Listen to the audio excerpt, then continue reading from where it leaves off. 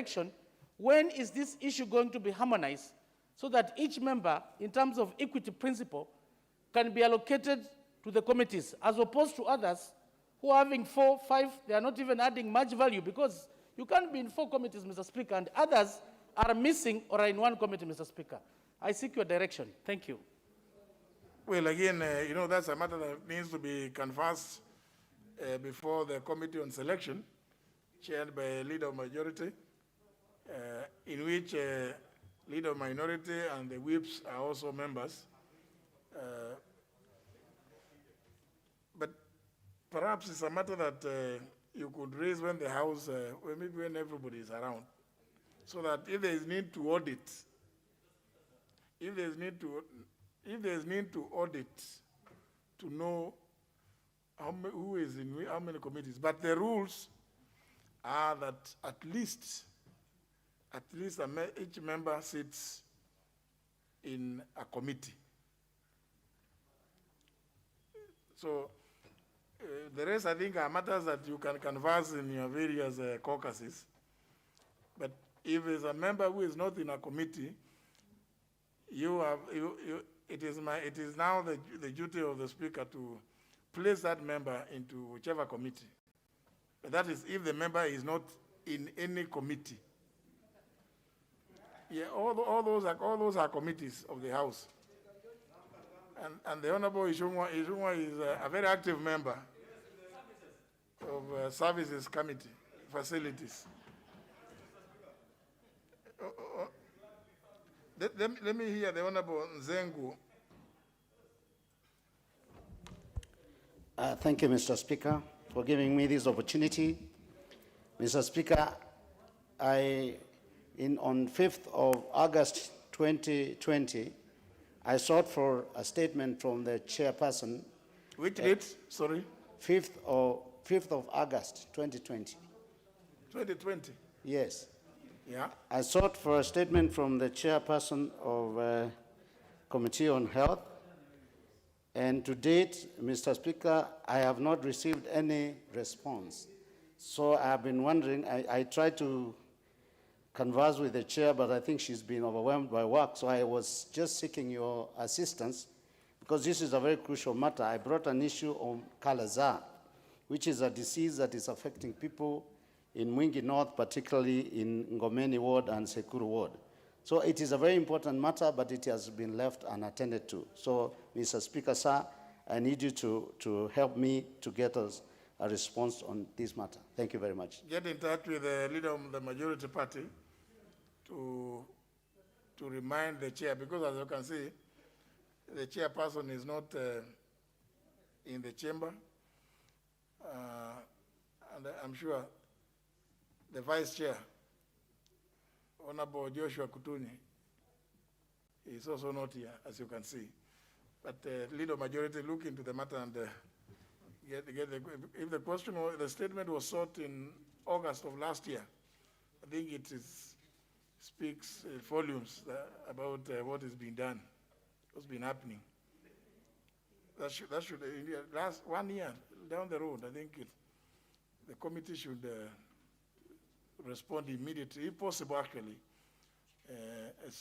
immediately the House resumes. But leader majority will you liaise with the leader majority so that he knows the nature of the statement that you sought. Leader majority, there's some document. I will rearrange business. Yes, thank you. Thank you, Honorable Speaker, for indulging for this opportunity. Today, these papers which have we left out earlier, and members may need to have access to them and internalize them during the recess. And before I lay these papers, Honorable Speaker, let me also allay the fears and correct the record for the House that indeed there is no member who has not been allocated a committee except one member by choice who chose not to participate in committees. But every other member, 348 or 45 are already in committee. 3, you made the direction this afternoon. So at least we are in compliance with the standing orders. Now, Honorable Speaker, I beg to lay the following papers on the table of the House today, Thursday, August 19, 2021. One, legal notice number 168 on water services regulations of 2021 and the explanatory memorandum. Number two, legal notice number 169 on water harvesting and storage regulations 2021 and the explanatory memorandum. Number three, legal notice number 170 on water resources regulations 2021 and the explanatory memorandum. Thank you, Honorable Speaker. Now we'll move to the next order. Not order number 6, but order number 8. Order number 8, the Irrigation Amendment Bill, National Assembly Bill number 12 of 2021, second reading. Question to be put.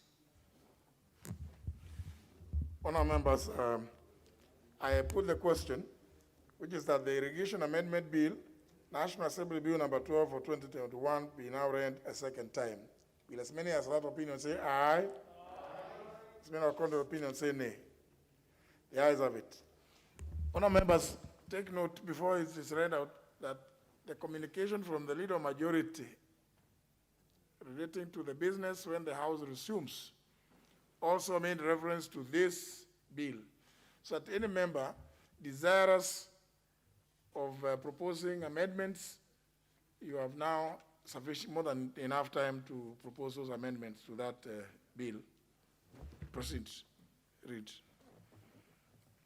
A bill for an act of parliament to amend the Irrigation Act. Next order.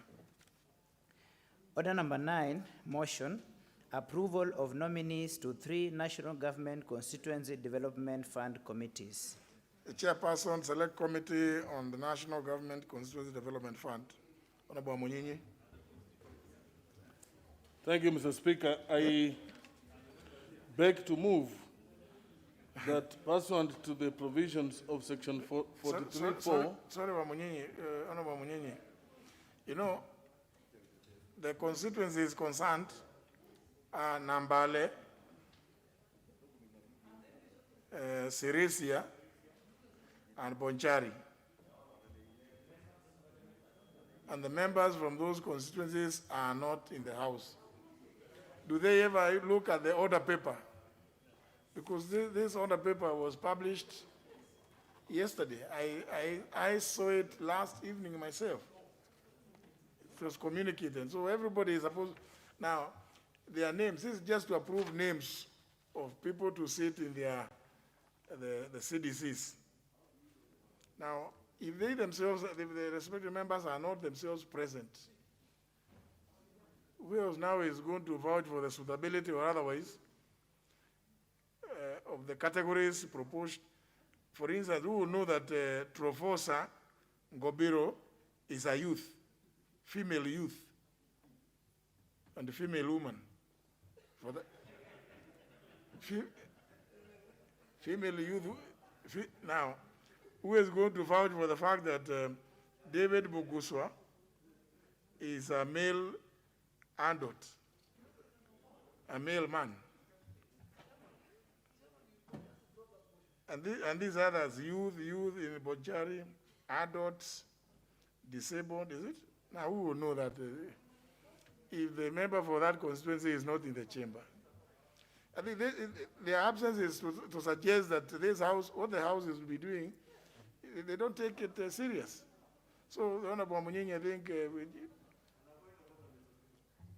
but then, Mr. Speaker, earlier I saw them in the chamber. I saw Honorable Waluka around. I don't know whether he's within, hovering around. He was. You know, I mean, I'm just confirming, Mr. Speaker, that you can see if they were in the chamber, they would have reason to say they are here. But we do not agree with Mr. Speaker. We do not know. It's only them that can confirm if it's Dwale, Aden, is youth or male man. So, Mr. Speaker, I think we go by your guidance on this matter.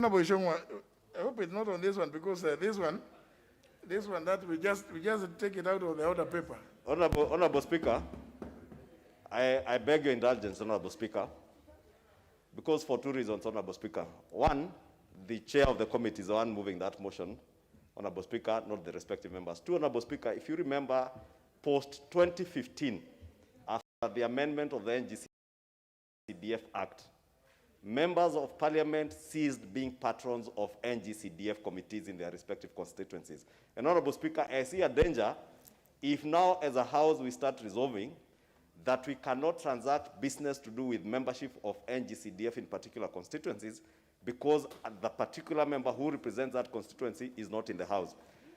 Reason is simple, Honorable Speaker. By the time these names arrive on this floor, they have gone through a very rigorous process that we ourselves put in the NGCDF Act of 2015.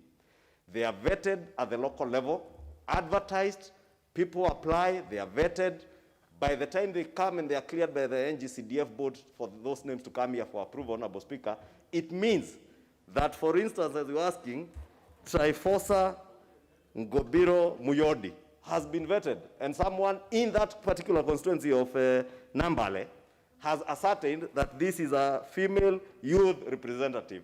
Honorable Speaker, I wanted to beg your indulgence to allow the chairman to proceed with this motion, Honorable Speaker. Understandably, today being the last day of this session, a number of members, and you see many of these members are from Western Kenya, and I just want to be the devil's advocate because they may have begun their recess. Now, just end your advocacy for the devil.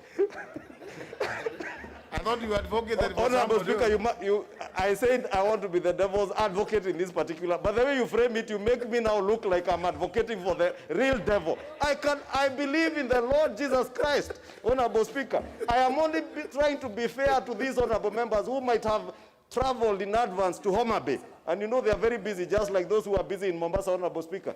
But those of us who represent the Hustler Nation, you know, because we know we represent people. Now, we are always here. Now, Honorable Ishongwa, so that we don't spend a lot of time, I've already directed that that business be removed from the order paper.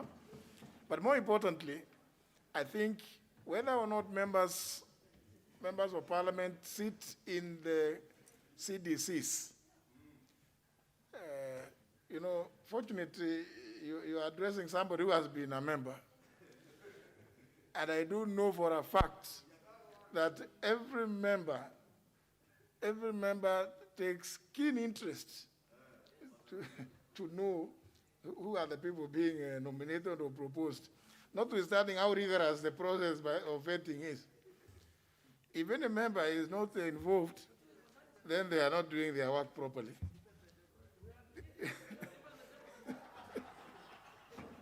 So it's only fair because, you know, honor members, you know, the House can proceed and pass this, and then suddenly the next thing you hear, maybe you passed a name of a person who is not living. So I think it's only fair that the members of the constituencies concerned, I think, should be present to even if they don't know much, but to confirm that indeed those lists are for people that come from their constituencies. So move from there, we move to the next order.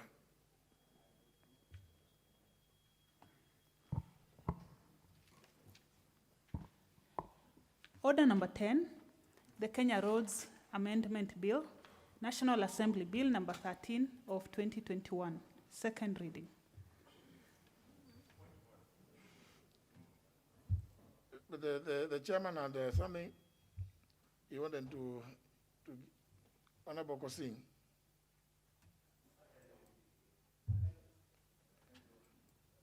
I thank you, Honorable Speaker, for this opportunity. And before I do what needs to be done by myself, Honorable Speaker, this is a very weighty bill. It's a very important bill, Honorable Speaker.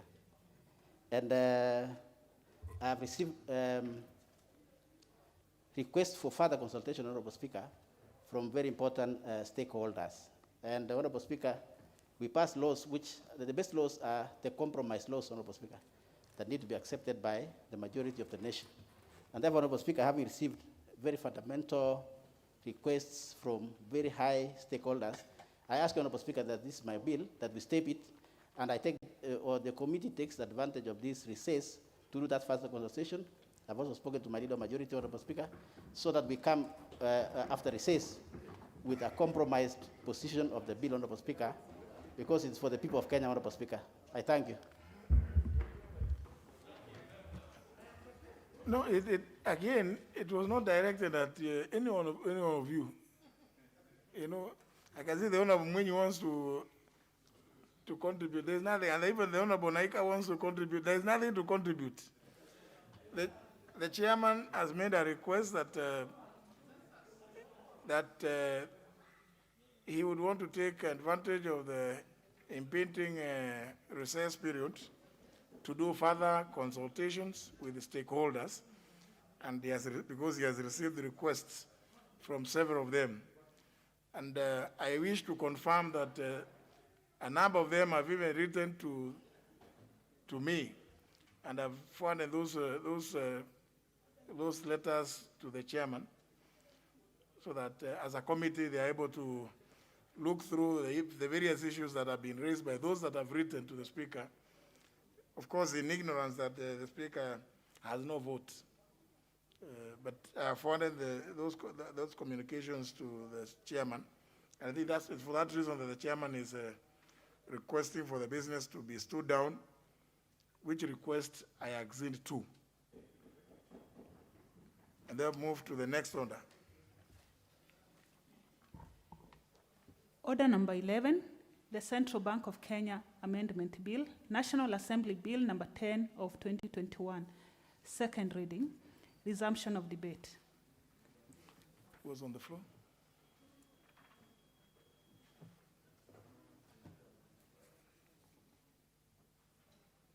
The Honorable Ondo, you have a balance of 4 minutes.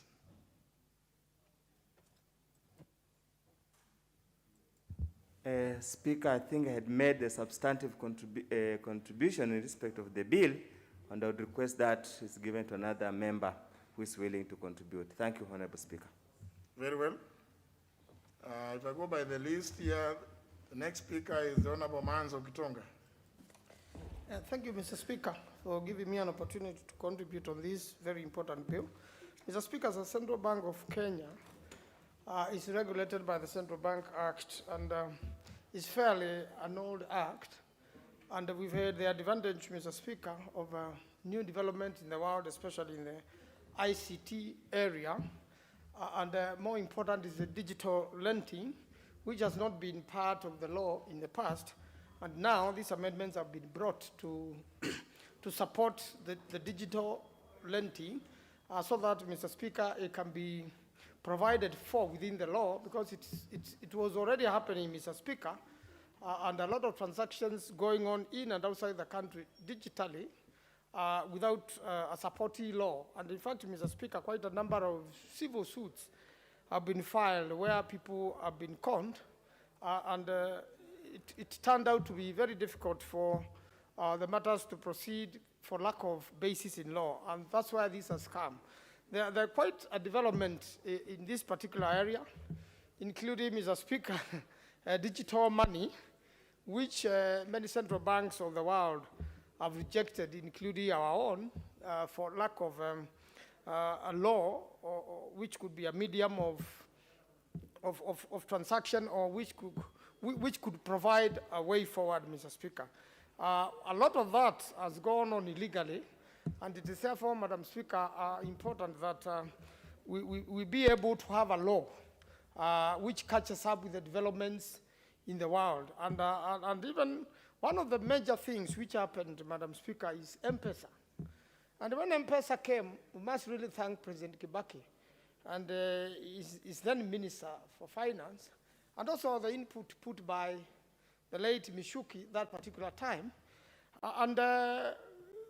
President Kibaki, having been an economist and having been a Minister for Finance, understood the whole matter very well, and we were the first one in the world, even without a legal infrastructure, to accept M-Pesa. And you can see how it has made a revolution of the economy, although now the law to follow later, and the limits to be set and regulations written.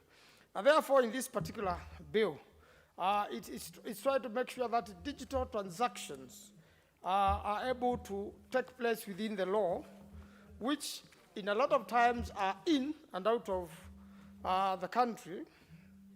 Databases, Madam Speaker, so that there could be database, so that which will be able to serve the country sufficiently, Madam Speaker.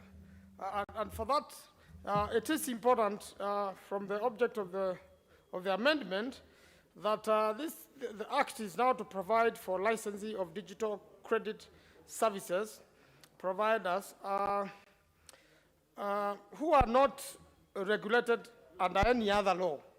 And quite a number of them have come up, and they're already happening. Central Bank is actually cracking down some of these, lenders. And a lot of times, Madam Speaker, it is happening on telephone, that there's digital lending on telephone. And a lot of times when there's default, or somebody switches off the phone, or no longer uses the number and is no longer being traced, it really becomes a challenge. One is not able to explain, whether there's a crime which has been committed, and if there is a breach of the Central Bank Act, then what is the remedy? Luckily, this digital lending has been small sums of money to individuals, 5,000 and 1,000, but when you look at the volumes in terms of the country, then it runs into billions, and therefore definitely needs to be regulated. This also includes the forexes. Although they have not been captured in this one, they are captured in different law. And I want to admit that, Madam Speaker, it has been happening without a media, but now this is a law which is going to support that sort of thing. And looking at the future, Madam Speaker, digital money now is a reality. The so-called blockchain technology, the so-called bitcoins, and a lot of people in and outside Kenya have been, cheated through that.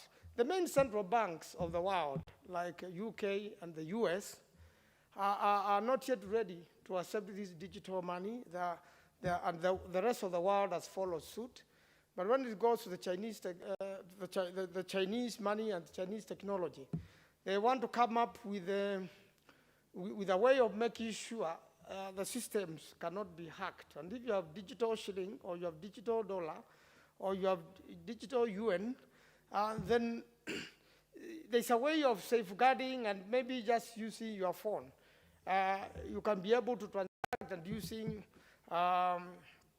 information technology, you can be able to transact. And, mostly they are working on how do you make sure that that system has not been hacked and you have not lost your money or you've not been deleted out. And if that happens, this is the future. And although we are amending the Central Bank of Kenya Act now to accommodate digital borrowing,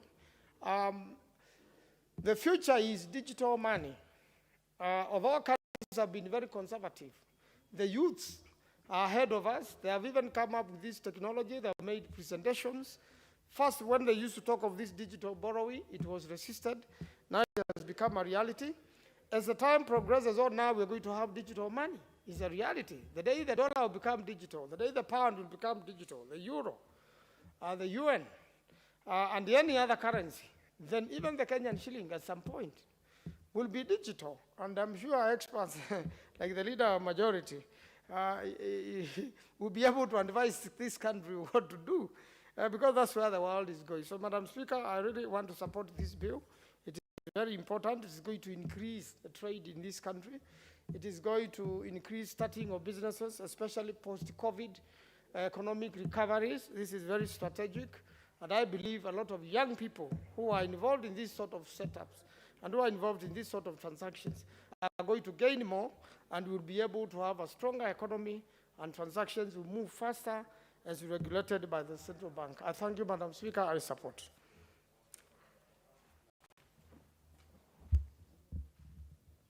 Honorable Wanjiku Njuguna. Is he here? He's not in. Honorable Russell Ali. Thank you very much, Honorable Speaker. Honorable Speaker, I rise to support this bill, which I consider to be a fundamental bill, considering the time and the space in which that we live today. Most of the financial transaction today has gone digital, where those who were born during the analog age, where you go to the bank with a booklet, then with a check, all those have been overtaken by time. Madam Speaker, the laws of a country must be progressive to stay with the time or to stay ahead of time. With this particular bill, I think what we are seeing is that the digital money or the digital transaction is the new frontier. Maybe many years ago, we only saw this with the stock exchange. If we look at the International Stock Exchange, the Nairobi Stock Exchange, this is only the place where the digital transaction was taking place.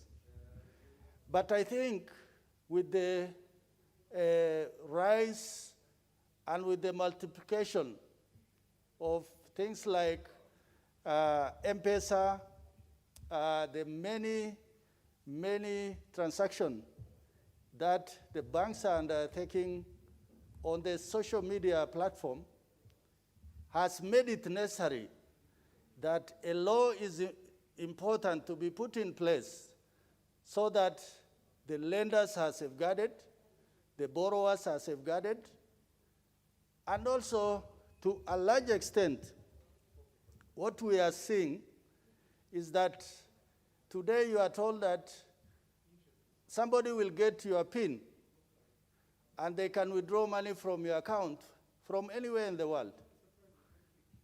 And people say that one of the things that anybody should ever ask you is your PIN. Madam Speaker, today, from the ongoing of the digital transaction and the digital platform, the banks are slowly becoming irrelevant. Sitting in this house, most of the time, we do all our transactions on the digital platform and also on M-Pesa, that you hardly go to the bank, or once you go to the bank, you want that interaction with the manager or your bank to do something bigger than what this platform has already offered. I think there are many advantages that this facility has provided, particularly in terms of time, in terms of efficiency, and in terms of reaching the customer or those who sometimes we as members of this August House call dependents. But also, there is the downside of it. How safe is this particular system? That it is so easy for somebody to draw out money from a system that only a few have the wherewithal. If we followed what happened maybe a year ago, that a group of young computer geeks were sitting somewhere in a rural setting, and they were withdrawing money from even M-Pesa agents. And they were making a lot of money. Madam Speaker, some other advantages of this is that it employs a lot of young people, young graduates, young diploma holders, who can be efficiently employed by SMEs and MSMEs, that once the platform is set, it is only that young person who has the way to go around this to be able to make money for the companies that have employed them.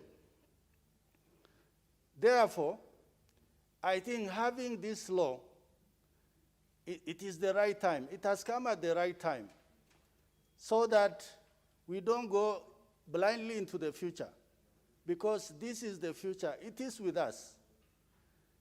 One of the problems before this law has come to be is when you lose money through these platforms, you don't know where to start a complaint. The investigators don't know where to start. Sometimes individuals are taken to court and there's no substantive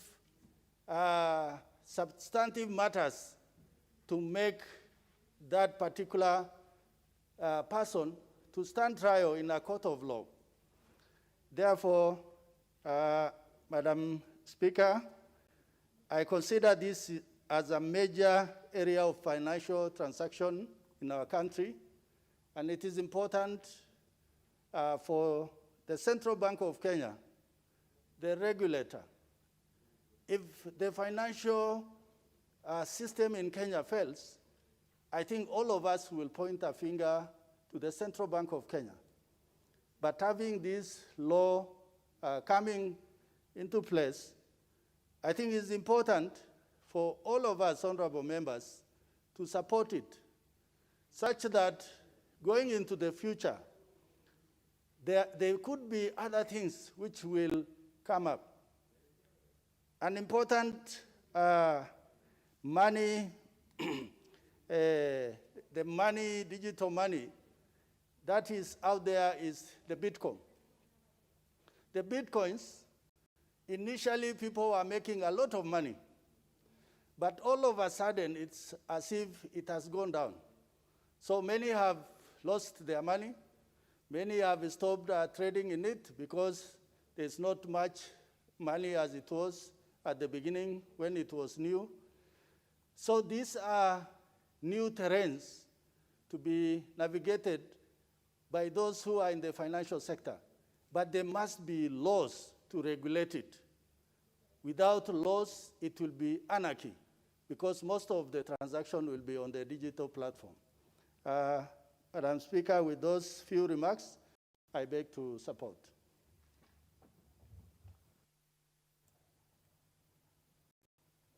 Wahungu Wamalwa? I can't see him here. Honorable David Ochieng.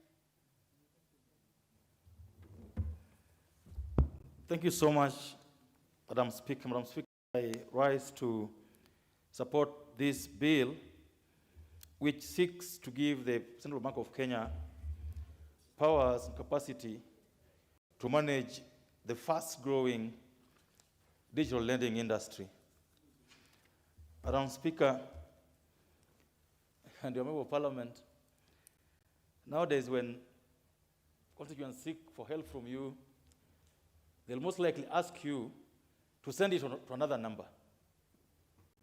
They'll use their number and tell you, no, send it to the other number, because the one that you have has a loan, has Fuliza, or whatever they call it. It's so normal. Madam Speaker, in the village where I come from, there are TVs that have been sold to citizens that only work if they make the monthly payments. If they're not made, the TV stops working. There are also power lights, the power lamps, the lamps that only switch on if you've paid the money. All these are forms of digital lending, Madam Speaker. Madam Speaker, the most important thing about digital lending, that, Madam Speaker, that I believe that the CBK will be able to address through this bill is the requirement for the transparency on terms and conditions that are attached to digital lending. Madam Speaker, everybody has gone headstrong into digital borrowing. Almost everyone is now borrowing from all the platforms available in the country. It's easier to access. There are no requirements that you accept some conditions before you access. You just go in, and once you go in one time, and that's it. So conditions keep changing, interests keep changing, penalties keep changing, and you never know. But the guys lending are always, easily making it available for you.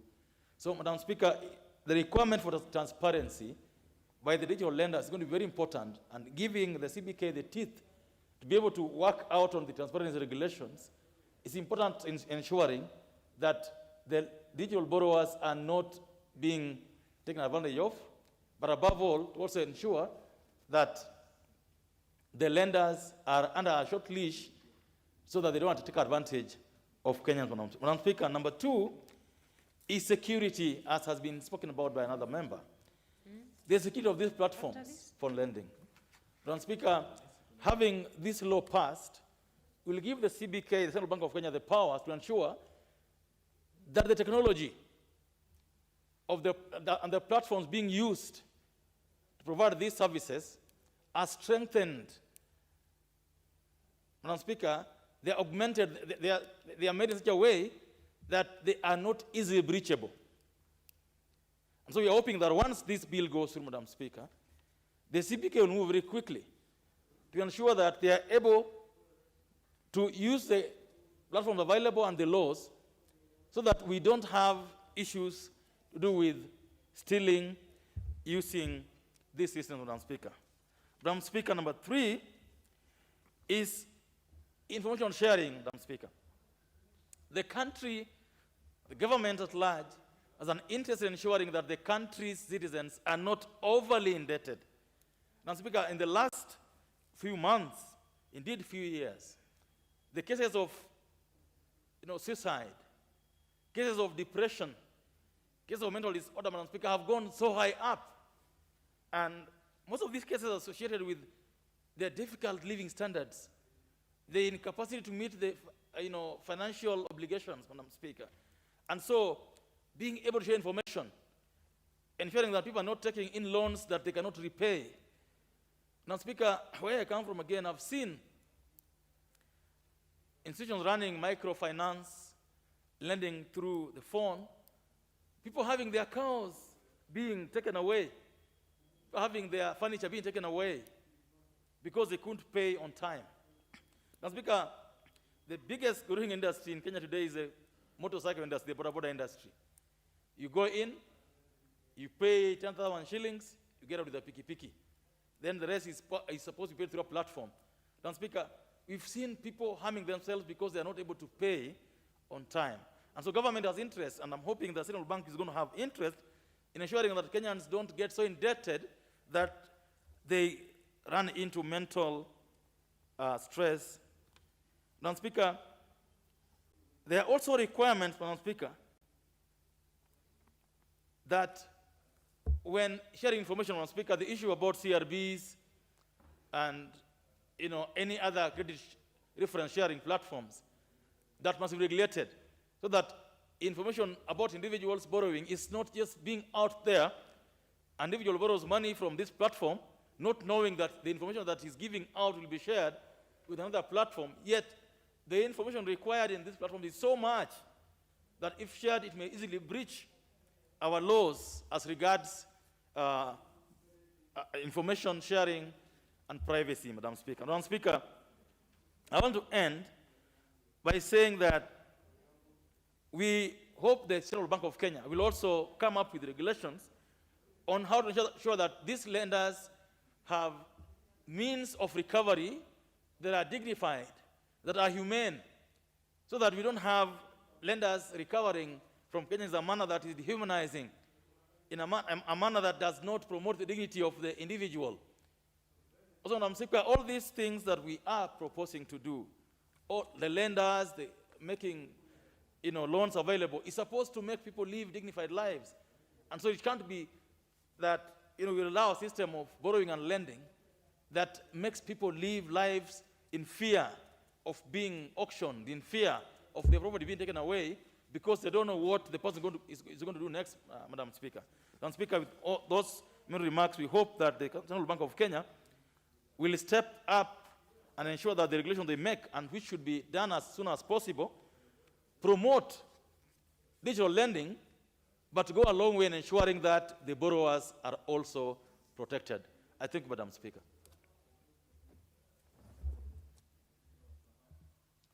I see Honorable Ndwati here, but he has spoken to the bill, and I don't think he's even in the house. Honorable Mutunga, can you hear?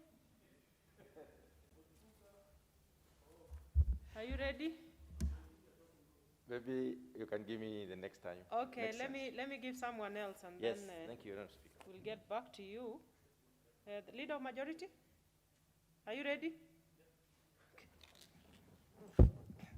Honorable Speaker, I rise to support this very important bill, which I was almost debating whether to support the obvious or not.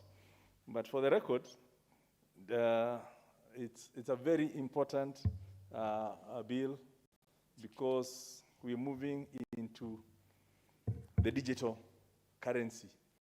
Or we've already moved away from paper money, away from the traditional ways of doing things, moving into the digital. And whatever we do, whether we like it or not, the fact that we have so many digital lenders is an indication of where the world is going.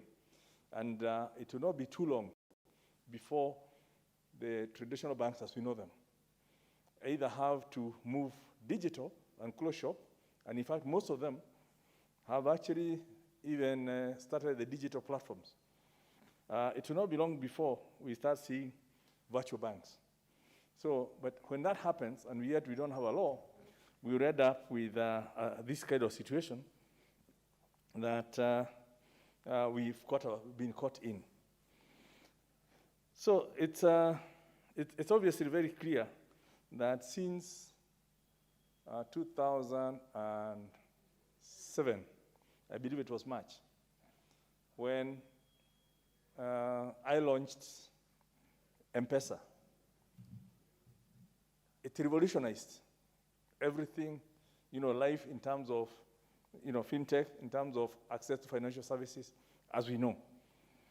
And I'm looking at that date, because, Honorable Speaker, around about December of 2016, or sometime just before that, when Safaricom, having worked on, you remember the Sambaza program where you bought credit and you could send credit to somebody else, people saw that as a form of currency. And people started selling credit to one another. It became internationalized. So people in Kenya would actually send through the Sambaza platform. You buy credit in here, you send it to somebody in London, they receive it and they cash it. And as a result of that, then they said, why don't we, just, instead of people selling credit to one another, why don't we convert it into a platform where people can send money to one another? And by the time they went to Central Bank, and I was in the Treasury then, Central Bank gave them the runaround. All those suspicions. This is money laundering, this is everything, how do we control this? And I remember them coming to my office, sometimes just around December, and said, we are so frustrated. We have come up with a technology that will help every person anywhere in Kenya to receive money and people to send money, and in a safe way. And to also help on matters to do with security. Because if you remember, it's about the same time, if you're going to Mombasa to clear your vehicle, people will get into a bus, people know you have money. Somewhere along the way, people will be given some samosas, they will dose and lose all their money. So having cash was high risk. So how would we help in terms of people don't have to carry money around? And when I talk to the officials within the central bank, and they raise the same issues. We need legislation. We cannot approve this thing, ABCD. But in the meantime, we're stifling innovation. And I took the risk. And I said, I'll grant you the permission to actually launch this product. Then we'll follow with the regulations. The only thing being the limitation.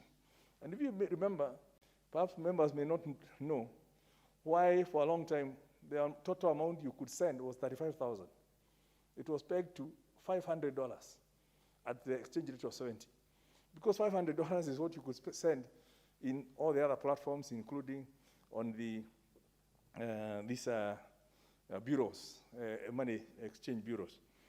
So because of taking that risk to encourage innovation, M-Pesa, we then launched it in March. And the rest is history. It revolutionized money transfer services on an international basis. It has facilitated that people, even us here, from here, we are able to transact and do everything. So when I look at the natural progression of that was obviously, another point I told banks, you know, this new innovation is going to affect the way you do things. A few of them tried to fight it. And you may remember around about 2008, when through some agitation in the House, when I stepped aside from Treasury, the cartels went to my successor, the Honorable, the late John Michuki, and said, this thing was bad. And he almost stopped it until we then gave him the facts, and M-Pesa was saved. But we know what M-Pesa has done to the world, not just to Kenya. So even as we look at all these Equitel, easy loans, the insurance sprang up from that, the Pesa Pata, Pesa Z2, Uber Pesa, all these digital lending platforms. When I hear, you know, the regulators talking, they talk almost like, making them look like the devil. We look at their, they are squeezing everyone. But the reason they are here is because there's a gap in the market that has not been filled. And what we can do is we now need to look at how do we help them to continue innovating, continue helping in the financial intermediation, and ensuring those who don't have money have, while also not being exploitative, while not being the digital Shylocks. Because I think that's, whether we're talking about Shylock, whether the Shylock is digital or manual, it's a Shylock, it's an exploiter. But digital, we want to make sure that every good person who has money to lend and every person who has money to borrow can do it without risking one another. Because right now, and you may recall, as part of these COVID measures, what happened is central bank did say these digital lenders could not refer defaulters to the credit reference bureaus. And of course, all these borrowers being who they are, they started borrowing from one to pay the other one, because defaulting the other one, because you could not be reported, which now meant an accumulation of debt that was just built on, what we call in accounting terms as kiting. I borrow from A, I pay B, or I borrow from A, because I can't pay, I then borrow from B to pay A, then I borrow from C to pay B. But at the end of the day, I'm just playing around with people's money. But when push comes to shove and everyone comes for their money, the whole system collapses. So we need to have a situation how we help all these people who invest in this to ensure they save their money.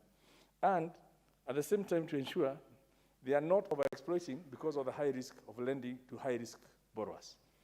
And this law will come towards that. And we'll look at tinkering around with it as we go to the committee stage to ensure that it helps innovation to grow, protects the borrowers, protects the investors in this field, and most importantly, that we can move this a step further to help create some intermediation so that if one person has 100,000 that they don't need, through a platform, they should be able to help it being lent to a few others, and that happens elsewhere. Yeah, it's called peer-to-peer lending. I have 10,000 shillings, 5 people need 2,000. We can meet on our platform without declaring that the person the owner of the platform is performing intermediation, which means they need to be registered as a deposit-taking institution. Because they're not taking any deposit. They're just having a platform, just like Uber vehicles. Uber don't own the vehicles. They create a platform where you come with your vehicle, a customer comes, and the two of you meet on the platform, you pay one another, and everyone goes. You know, Amazon doesn't own the goods that it sells. They create a platform, somebody sells, the other one takes, and they facilitate. And it should be the same thing with money. Because as we move, we need to start thinking beyond just what is happening, especially if we have to create even jobs for our youth in technology.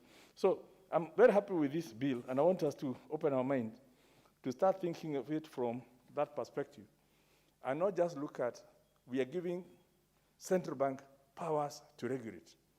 And they come with the traditional hammer and tongs to say, we are going to kill anyone who is coming with something we don't believe in, or we don't understand. It was the same thing with Islamic banking. For a long time, nobody wanted to touch it, because people feared it. But I also took the risk, and I brought it to this house, I believe through the budget, the finance bill of 2007 or 2008, and we opened up for 25% of the population of this country who could not enjoy banking services because they were inconsistent with their faith. So what I'm asking for is, even as we go through this, and as the committee engages, and central banks looks into this, and the House comes out with all this, and the law and the regulations, is that we be open to the fact that technologically the world is moving. Who would have thought of driverless cars on the street, right? Right now, that's the norm. You know, it's a vehicle, it's driving itself on the street, and even money should be able to be moving. Yeah, you list it. All these cryptocurrencies and all that. All this is happening, and even some governments are thinking of investing in the cryptocurrencies or coming up with digital currencies. So let's start preparing for the future from that point, even as we regulate these technology providers. As I conclude, I would also want to appeal to the current digital providers. I know it's a high-risk business, and the higher the risk, obviously the higher the costs. If they can work around with all this machine learning, artificial intelligence, all the bits and pieces that in terms of gathering the information, they should be able to profile their customers, not just for themselves, but for the entire market, so that the naughty borrowers can be weeded out. And those who need that rescue to be able to go out for a weekend and pay, or the mama bogas. Madam Speaker, I don't know whether you're aware of these facts, that Mshwari peaks around 3 to 4 in the morning in terms of the demand for the money. Because all these traders who go to Wakulima market, to Marigiti and all that, they borrow the 5,000, they go and buy, they're entitled to that credit for a month. They'll buy, they'll sell for 6,000, they make their 1,000. But because they cannot trust themselves to how, I would also want to appeal to the current digital providers. I know it's a high-risk business, and the higher the risk, obviously the higher the costs.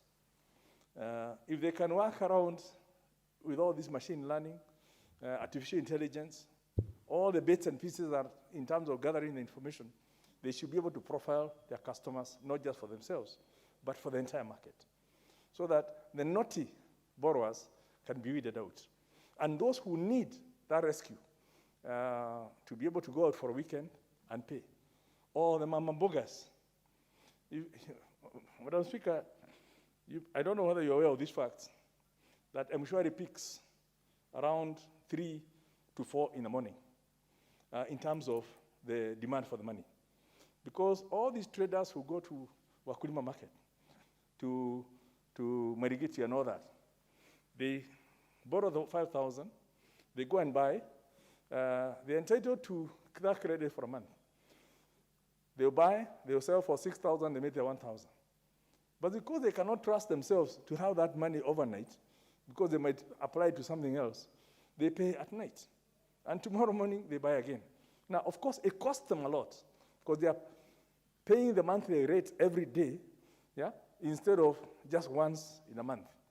And I think these are some of the things that we need to start opening up, so that, first of all, we give them comfort that if you don't, once you have borrowed your 5,000 and you made your 1,000 profit in the course of the day, this 5,000, there's a way it can be put safe for you so that your spouse does not demand it and then you default on the bank loan. Yeah? So these are all the things that we need to do. And I can talk on this topic for a long time. I really enjoy it. But I want to encourage the committee, and I'm here. I'm happy the Vice Chair of Finance is here. We can engage further as we come to the committee stage to see how we fine-tune this bill to make sure it responds to the market and at the same time helps innovation. Madam Speaker, with those words, I support.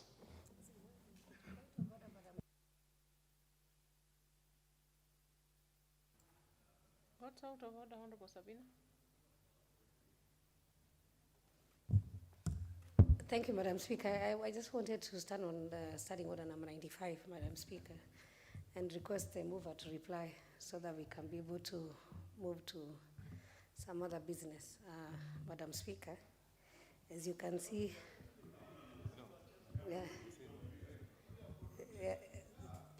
so Madam Speaker, you can consider that.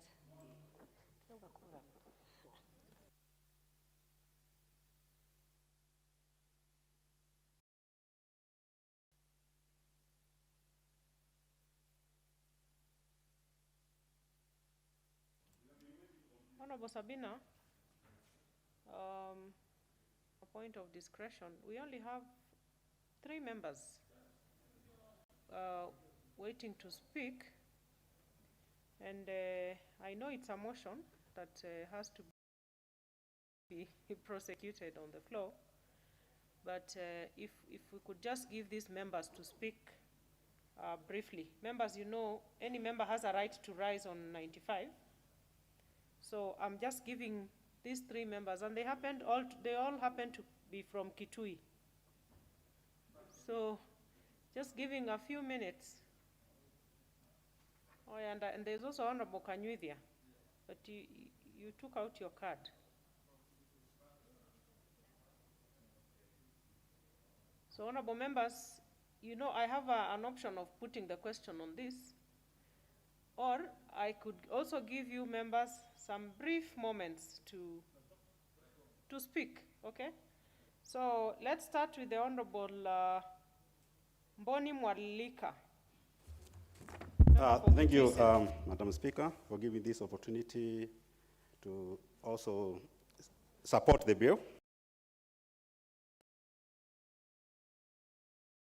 Madam Speaker, digital lending in this country started in 2013, and there are over 20 digital lenders in the country with a total operational fund of 4 billion shillings, which is actually equivalent to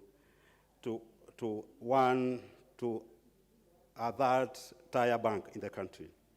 However, currently there is no legal framework governing digital lending.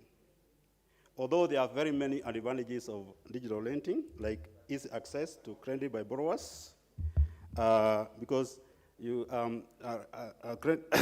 a digital lender just needs a hub which anybody can apply. So basically, you don't need the borrower don't need a collateral to apply for loans. It also facilitates small and micro businesses like Mama Boga. They can be able to get money from the digital lenders and do business. But however, There are several disadvantages of digital lending, like high interest charges, of information.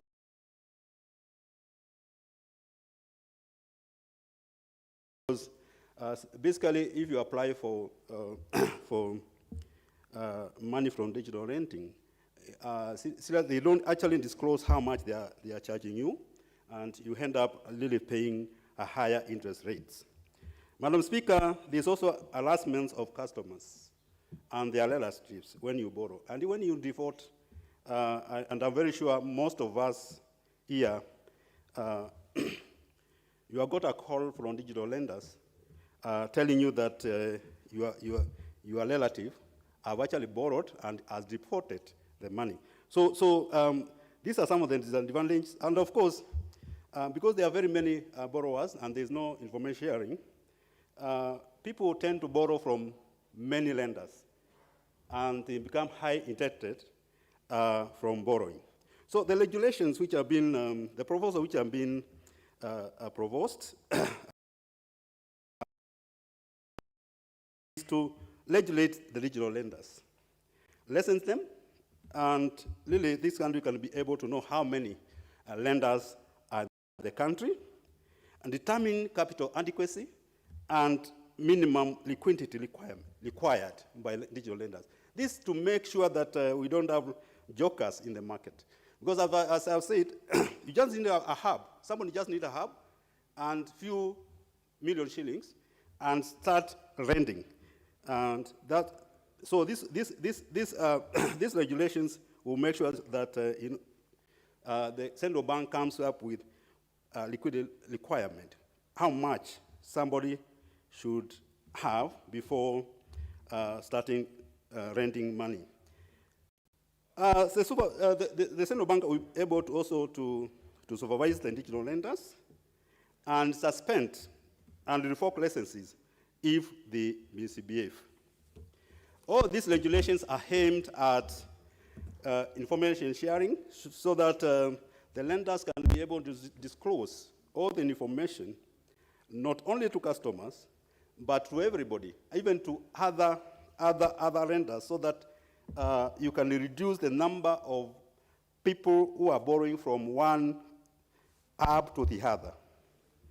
They also aim to protect customers from being overcharged or exploited by the lenders. As I said, the charges are a bit high, and therefore you end up paying, for example, if you are charged 30% in a year, that is 360%, which is quite high.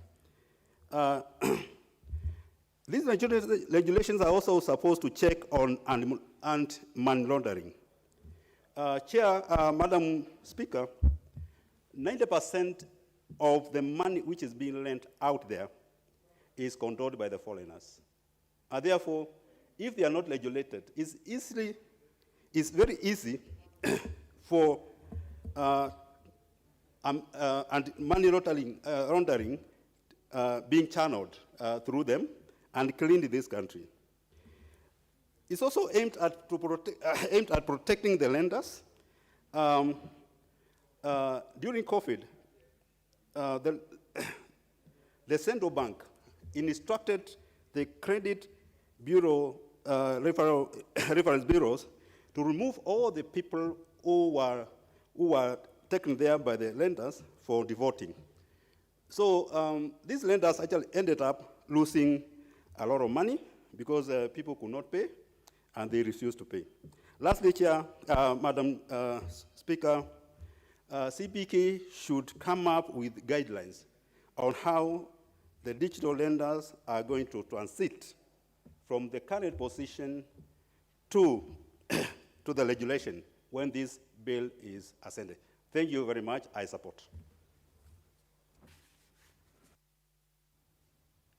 Now, before I let the other members continue, you know, the Honorable Sabina has moved a motion, and then she has disappeared.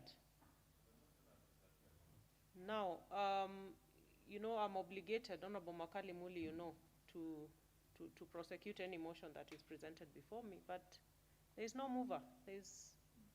So we will leave it at that. Because then whom shall we be responding to?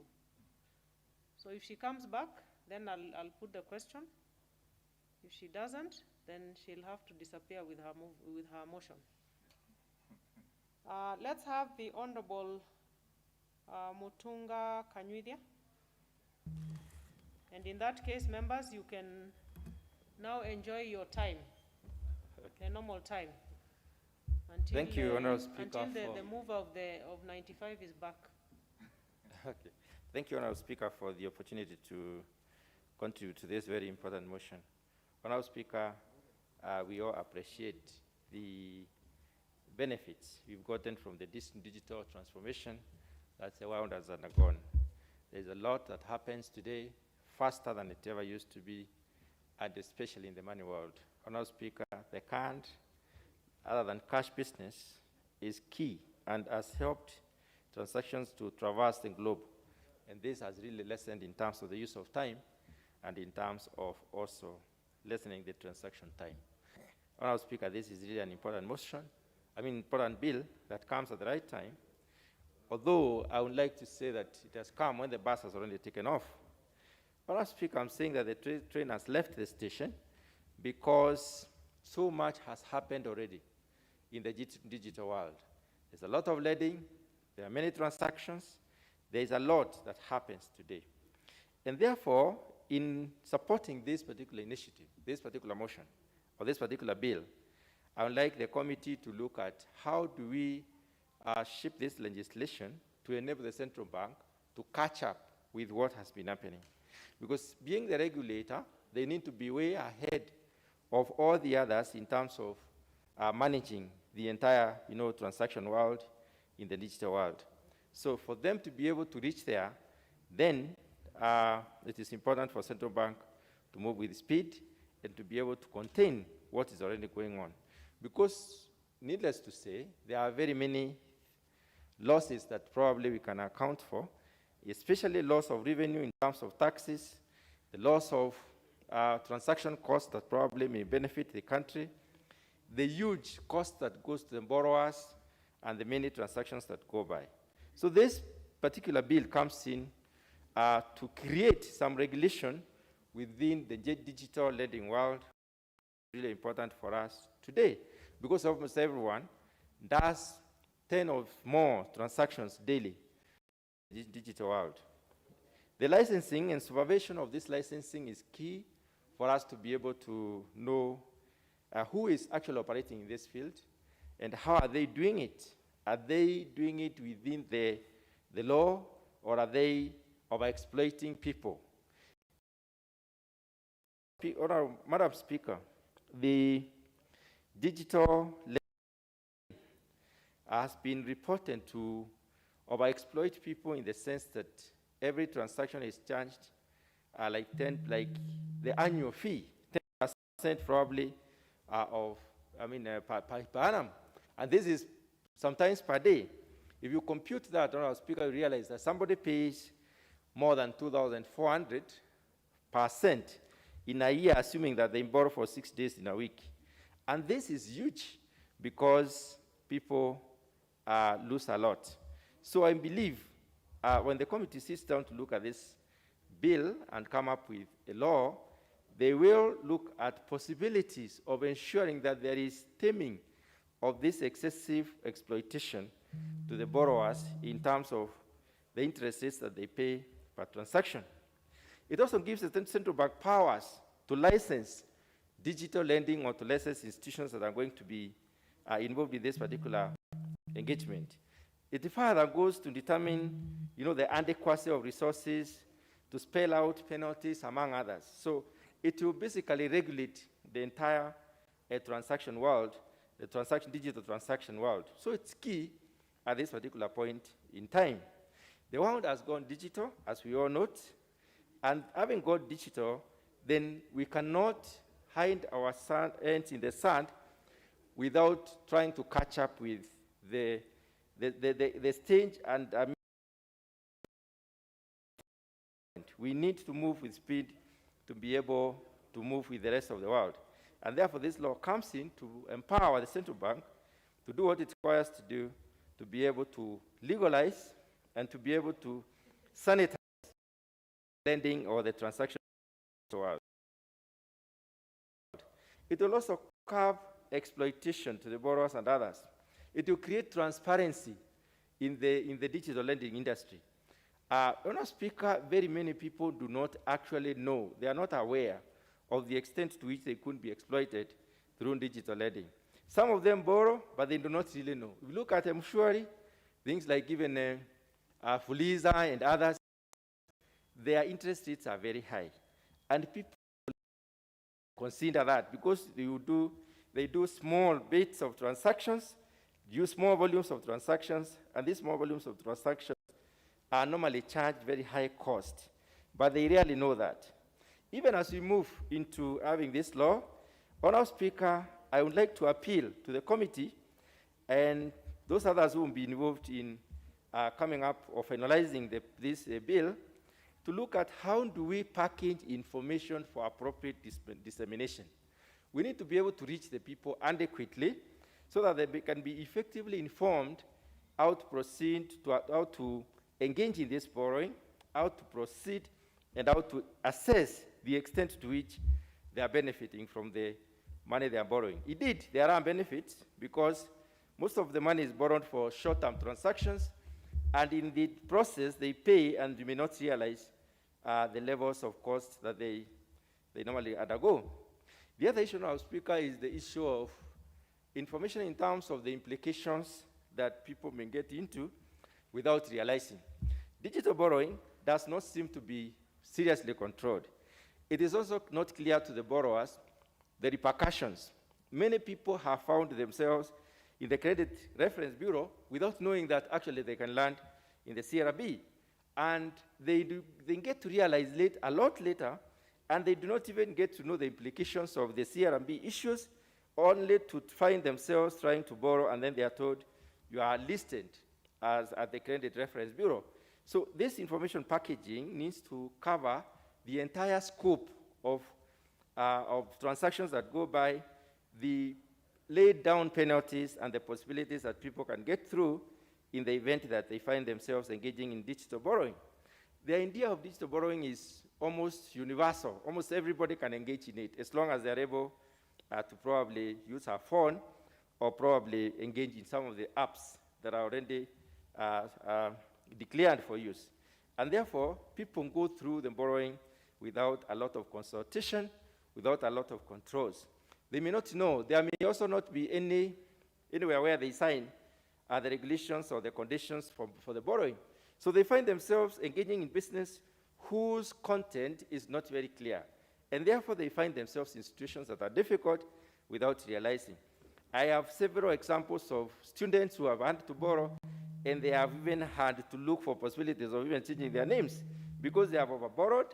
Now they find themselves in the CRB, and at the end of the day, they find that they cannot continue, even paying that money. And they are permanently changing lines. So we are actually exposed to people into a lot of debts without their realization that they are getting into dangerous, areas. So it is important for us to make sure that the legislation is sufficiently, comprehensively done to enable information flow and to have whoever is an intended borrower or anybody who engages in this particular field to know exactly how they can position themselves, not to find themselves in a longer term, problem, but probably be able to benefit for the short term and therefore disengage as it is appropriate and clear their lives so that they do not become some of those who are already condemned under the credit reference bureaus. Madam Speaker, I support. Thank you. Dr. Makali Mulu. Yeah, thank you very much, Honorable Speaker. Honorable Speaker, even as I rise to support this Central Bank of Kenya Amendment Bill, I want really to start by thanking you for using your discretion, Honorable Speaker. Honorable Speaker, the two honorable members who have just spoken, Honorable Speaker, Dr. Mutunga is a guy, or honorable member, who has actually a PhD in economics. Boni Mwalika has a master's in economics. And yours truly has a PhD in economics. So these are very potential finance ministers, governors of the central bank, and that's why I want to thank you for discretion, because really, you'll not be surprised with what is happening in the country, Honorable Speaker, to find one of these guys implementing this bill once it's passed by this House. So really, thank you very much. But without much ado, let me go to the main subject of the bill, Honorable Speaker. Honorable Speaker, from where I stand, personally, I think this bill should have been presented to this House a long time ago. Because I think a lot has happened in this country, and actually we have exposed Kenyans to dangers relating to digital credit providers. Because this market has not been controlled, Honorable Speaker. Honorable Speaker, the basic macroeconomic course, one of the things you do is look at is the functions of the central bank. And when you're looking at the function of the central bank, among many, the key one is regulating the market. That's why it's called the bank of the other banks, so that you have some order in the market. And that's why you find, Honorable Speaker, because there has been this gap in terms of legal framework, this sector called digital credit providers sector has actually remained unregulated. And what has that done to our people? Our people have got into a market which has no control, market which have not enough information, and the market where as a result of lack of enough information, Honorable Speaker, then they have ended up paying a lot of money to these providers. Honorable Speaker, I don't know whether we might have experienced this, but what has happened, mostly the grandmothers, I'm sure some of us might have been lucky to have their grandmothers being alive, or grandmothers to our children being alive. You realize that most of the grandmothers are not literate, and they would use their grandchildren either to get money withdrawn from the M-Pesa, or even when to want to read anything from the phone, they would ask their grandchildren to look at their phone and do. So what has happened? Most of them have suffered. Their grandchildren have gone to an extent of even going through their phones, and actually they do the police thing in their grandmother's phone. So that when you send your mother money, you find you have sent 5,000, and she tells you, I've already received 3,000. So now you ask your mom, what has happened? Little did she know that it was actually done by police and by the grandchild. And since the grandchildren are many, she might not be able to say who exactly did that. So this has really exposed our people, Honorable Speaker. And that's why, to me, I think it's very important that through this bill, we see a number of things happening, Honorable Speaker. One of them is that the central bank now, through this bill, will be able to license digital credit providers. Through licensing, what it will mean is that, Honorable Speaker, the registration requirements and process will actually go through a process so that we make sure that anybody who registered, Honorable Speaker, has been taken through a process, and they have been confirmed that they are not people who are like to con Kenyans. What is the importance of that? The importance of that licensing process is also very good, and I like the way the bill has captured it. The bill is saying, once this becomes an act of parliament, Honorable Speaker, anybody who has been practicing digital lending will only have 6 months to register with the central bank. So that means now the whole market will be controlled, and if anything goes wrong, we can easily know where to go and who to punish. The other important point, Madam Speaker, which to me makes a lot of sense, is the issue of supervising the digital lending, the digital credit providers, that they are supervised. That over time, there's somebody who looks at what they are doing, either quarterly, or semi-annually, or annually, and there's a report prepared for each one of them to know those who are becoming rogue and those who are still behaving in line with this law. And then the other one is also, what I like also, another thing which is important here, is the issue of suspending or revoking the license. So that actually you know very clearly, by the time you start, you know clearly that, Honorable Speaker, if I misbehave, my license can be either suspended or revoked. And on that note, then you must really adhere to the market requirements, Honorable Speaker. And that's why, Honorable Speaker, as we move to the third reading, I've looked at what is proposed in case you don't adhere to the act. That the only kind of penalty being proposed, Honorable Speaker, is they're saying if you, that is 3 of the bill, it says, you'll be convicted to imprisonment of a term of not exceeding 3 years, or a fine not exceeding 5 million shillings, or both. Honorable Speaker, I think to me this is quite not good enough. I think as we move to the third reading, Honorable Speaker, there would be need to look at this bill again and see whether we can enhance that section, so that if people commit an offense in line with this act, then the penalty is actually enhanced. And that will, to some extent, deter people from really taking this bill to the Honorable Speaker. Honorable Speaker, the other important thing with this bill is the issue of data protection. You know, Honorable Speaker, this is a problem where data is very important. And as you join some of these platforms, you provide so much data about yourself. And if that data is not protected, Honorable Speaker, it could easily be misused in other areas. And I think really this bill, as we start working on the regulations, there will be need to make sure that the data provided by Kenyans is actually protected. And that data cannot be misused for other bad reasons, including money laundering, Honorable Speaker. And that's why I think really that becomes very important. And at the same time, we'll also be protecting our consumers. You know, the world has become a global village. And you find you're borrowing everywhere. These bitcoins are all over the place. And even as we engage this important sector, because we cannot say it is not important. It's with us. It's going to be with us forever. But the thing is to make sure that the way we conduct business in these platforms, Honorable Speaker, is a way which then doesn't really expose our people. And those are Kenyans. And the other important bit is also the issue of reporting, that this bill will also demand that there's regular reporting of what is happening in the sector. And that is captured as we look at the regulations, Honorable Speaker, that these digital credit providers will also be expected to report on their activities. And I think to me that will be very important, because through that then things like anti-money laundering can be actually be controlled to make sure that we still protect our economy against some of these financial evils. So, Honorable Speaker, really, I want to thank the move of this bill, and urge that now that we have the majority leader here, Honorable Kimunya, that this is a bill we need to fast track as a parliament, so that we give Kenyans this law, which will really protect our financial sector. And in the long run, Honorable Speaker, we'll have a situation where then people can borrow through this, because even us, there's a lot of convenience, Honorable Speaker, even as you are seated there. You can transact all your business. You can actually transfer money to your account. You can withdraw money from your account. You can send money to somebody you want to send. And really, there's a lot of convenience in this sector.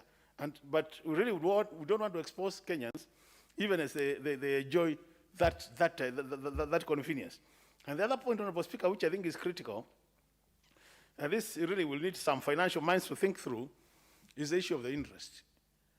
You know, now, to some extent, we have controlled our interest. It's not controlled, but really the way the market is managed, we can predict the interest rates in this country using the central bank. And I think this is a sector which is not controlled. And actually, most of the consumers are being charged prohibition. So I think even as we look at this bill, there will be need for people to think seriously about how do we make sure that the interest rate charged to the consumers does not really expose them and make them poor, because so many people are suffering. I like the honorable member was saying, you want to send money to somebody, they will call you, say, we have a burial, please help us. When you want to send the money for burial, they tell you, no, don't send to that number, send to this other number. And you see the inconvenience, because at times you just want to copy the number. Now when they start dictating to you another number, by the time you send to that number, you find you have sent to the wrong person. Then you start now going back to Safaricom to requesting for the money to be returned back to you. So this inconvenience is all because of uncontrolled digital credit providers market. So I think, Honorable Speaker, really to me, I really want to support this.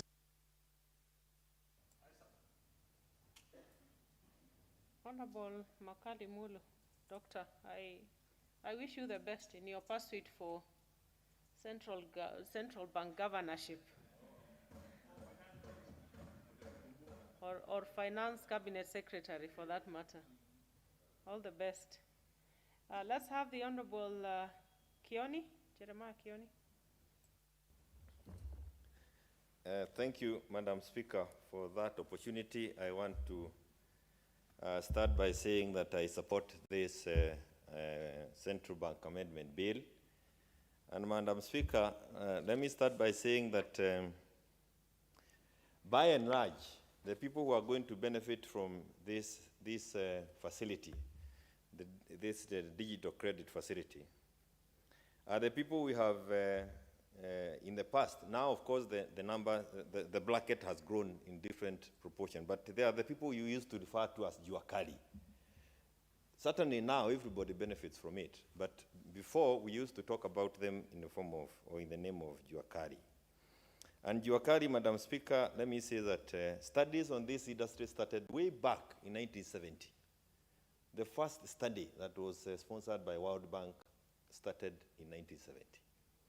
And all through, we have had numerous studies that have come, and our chairs are full of findings and recommendations that can help that sector or that portion of our economy to grow. And they have always come with three things. One thing that we need to make sure that is available to the people at that level, then at the low level or the low cadre of our economy, was access to credit. And once they have credit, then whatever it is that they make, access to that market. And for them to access the market, of course, they need a place from where they can be able to carry out their businesses. And finally, we also needed to make sure that the quality of the products they produce is such that you and I can be able to buy and use them, or allow them to compete with other products that have been imported from outside the country. So, Madam Speaker, this bill, this amendment bill, I must say it is just like my colleague, Dr. Makali has said, is one of the documents or one of the bills that we should have dealt with at the very beginning of our term, because it addresses the issues that Kenyans elected us to come and solve here. But I must commend the committee led by Wanga, because within a space of about 4 months, we have now the amendment with us. I see that this bill is dated April 2021, 6th April 2021. And we are now in the month of August, and we have a bill that we are looking at. And Madam Speaker, I want to say that if, without doubt in my mind, if we had concentrated on this kind of things from the beginning, and reduced, like the Right Honorable Laira said when he was addressing the nation from Nakuru the other day, if we concentrated less on political rivalry in this country, or even within our own house, I want to tell you, Madam Speaker, or I believe it myself, that this bill and many others will have found their way, and Kenyans will be benefiting from credit facilities that they can afford. And I want to thank the leader of the majority for finding it important to have this bill with us today. And remembering that even when he was the finance minister, is the same team that introduced the Women Fund, the Youth Fund. The Weso Fund was introduced much later by the Jubilee government.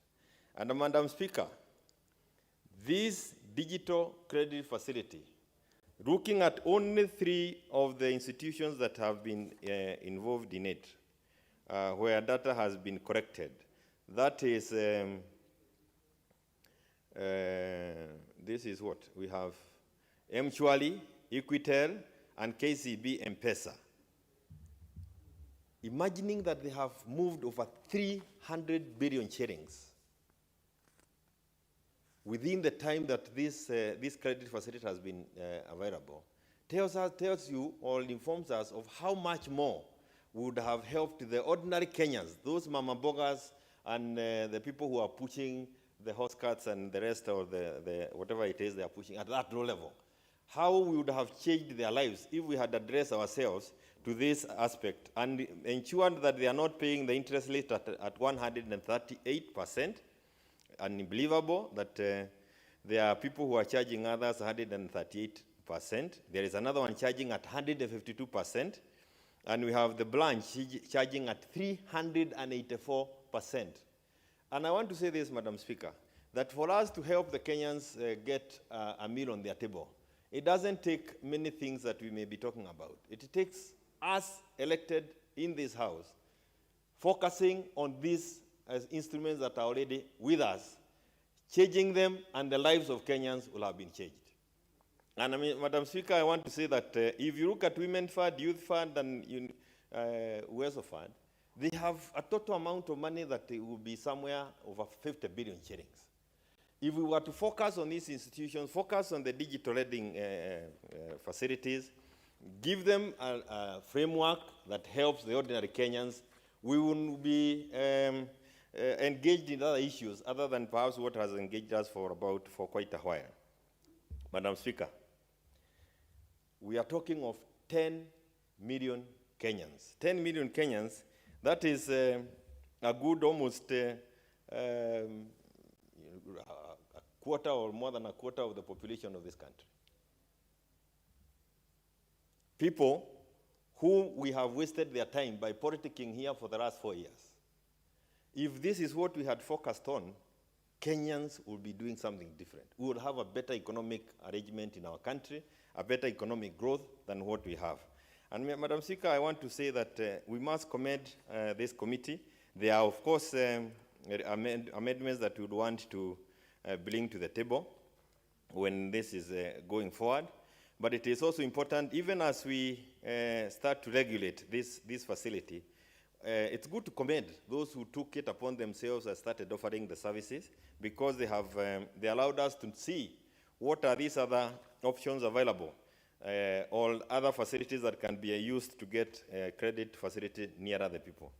So, Madam Speaker, in short, what I'm saying is that Kenyans have been exploited for a while we commend the institutions that came up with these innovations, and us having been left behind before we could bring this kind of regulations. We are seeing that Kenyans have been exploited, and they are being exploited in more areas than one. And I am urging my colleagues that instead of us engaging in the kind of political rivalry, political competition that we have been having for the last 4 years, it is important for us to focus on this kind of legislative agenda. And if we allow ourselves to do that, it will be easier for us, even as members of parliament, to seek for re-election, because you have done something. But selling empty rhetoric on the floor, using this floor to propagate your own political ideals, and say it has not been useful at all. And I can tell you that even this afternoon, instead of trying to bring one another down like it was happening, it will be better to concentrate on such useful amendments that we have. And I do not want to get into that line, Madam Speaker, but let me say this. For me and others, those of us who come from Mount Kenya region, this is what is music to the ears of those in Mount Kenya.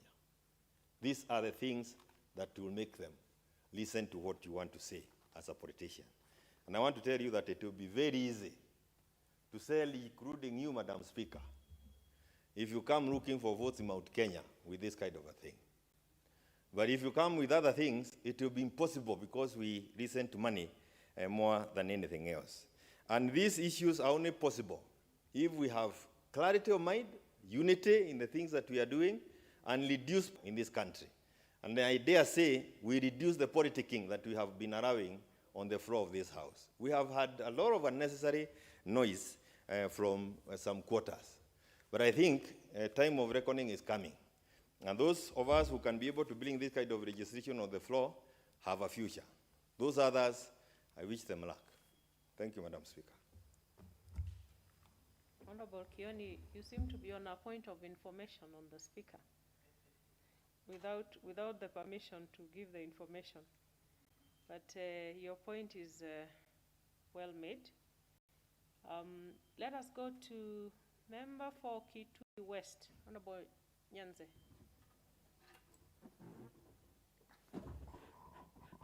Thank you, Madam Speaker. Let me from the onset say that I support the amendment bill, and I note that the principal objective of amending the Central Bank of Kenya Act is actually to allow Central Bank to regulate digital credit service providers and ensure that there is a fair and non-discriminatory marketplace for access to digital money. Regulating the digital market, this will really bring control. It will regulate the market and supervise it.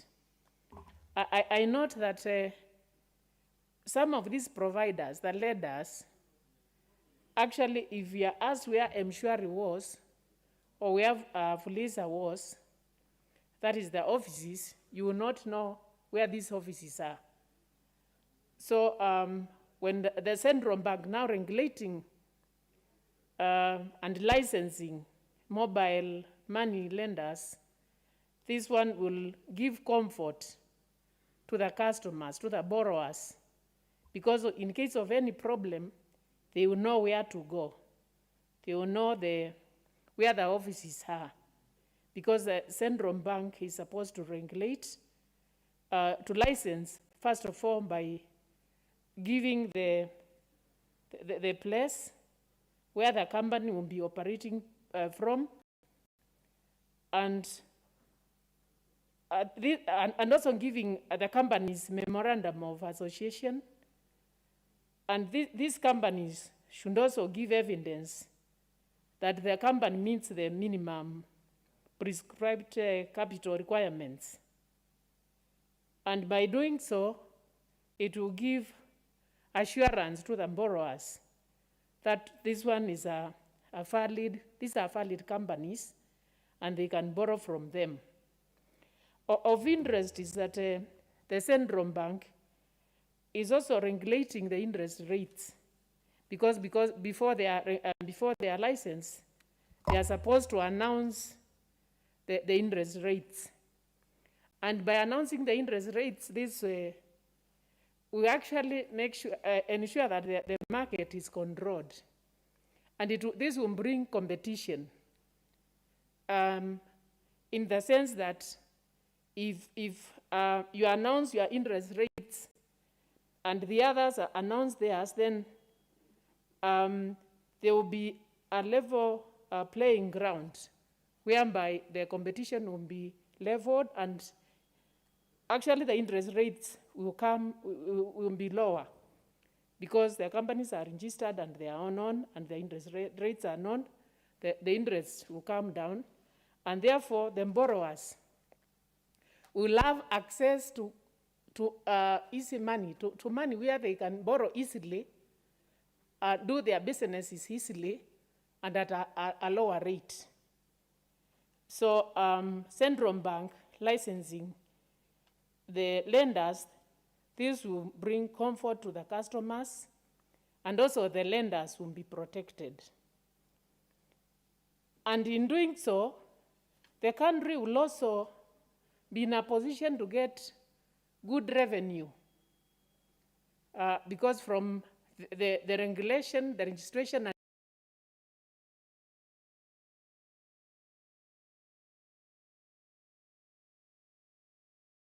enhancing security personnel at Karemo Assistant County Commissioner Office, which is the nearer police base, and ensure the officers embark on night patrol. And finally, to explain whether there is any role played by the local administration officers in these insecurity incidences, and if any, what action will be taken against officers involved. Which response, Honorable Speaker, is as follows: that on the night of 27th and 28th November 2020, at a known time in Bondi Baragulu Market, one watchman by the name Amos Razier, a Maasai male adult aged 25 years from Tanzania, was murdered inside an incomplete building structure by unknown attackers. Police visited the scene and confirmed that the deceased had sustained a deep cut on the head and had a temporary permit to be in Kenya. Investigations were commenced by police file number 638/64/2020. No arrests have been made. Case pending under investigations. On the night of 29th and 30th April 2021, Within Bondi Market, a watchman named Kennedy Moret, a Teso male adult aged 55 years, who was guarding a wholesale shop owned by Fred Oya, was hit on the head by unknown people and died on the spot. The attackers broke into the shop and stole iron sheets and other commodities of unknown value. Police visited the scene and investigations were commenced by file number 634/110/2021. The case is pending under investigation. Honorable Speaker, investigations are at an advanced stage and appropriate action will be taken against any person found culpable.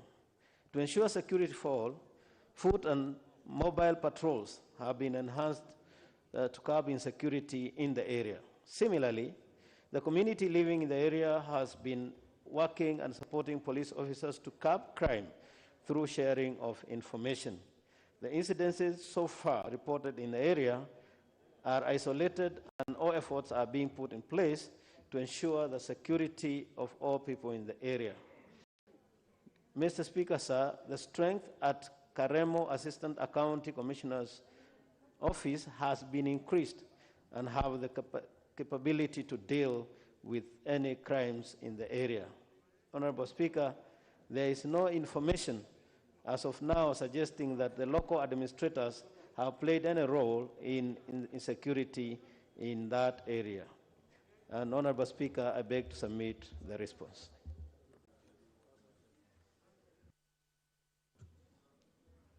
Honorable Atandi, you don't know how to use the gadget. Please press the intervention button. Intervention button. Yes, that's okay. Thank you, Honorable. Thank you, Honorable Speaker. Honorable Speaker, let me begin by thanking the Chair for security for the answer that we have received. But Chair, I want to say that immediately this issue was raised, the Ministry of Interior attempted to answer to some of these concerns by putting a few police officers to undertake patrols in the area. But I was surprised that in the month of July, because this response was given to me in the month of